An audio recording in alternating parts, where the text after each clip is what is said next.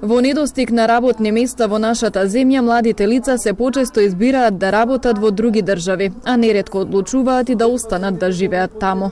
Иван Штериовски од СОС Детско село вели дека дополнително вработување потешко наоѓаат младите од социјален ризик. Од помалите можности за вработување, младите луѓе се насочуваат и кон миграција во други поразвиени држави.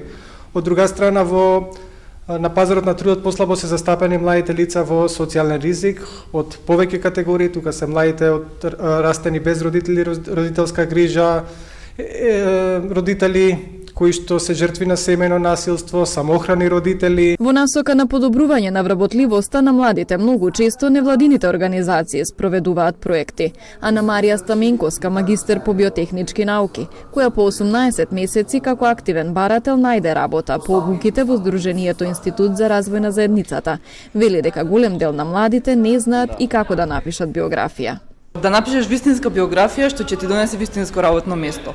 Да се однесуваш на интервју онака како што приличи за твојот образовен профил и за работата која што ја бараш. Од Институтот за развој на заедницата потенцираат дека мора да се креираат нови инвентивни мерки за да се задржат младите во земјава. Поддржани со финансиска поддршка, младите да ги задржиме тука, нели, да се понуди соодветна работа.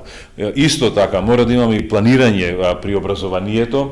Имаме голем број на универзитети кои што се од областа на општествени науки, немаме од областа на машинство, електротехника и така натаму. Инаку преку проектот за екнување на младите преку нови можности на национално ниво, 150 млади лица нашле работа. Повеќе од 80 биле практиканти, а над 90 посетиле стручни обуки и курсеви.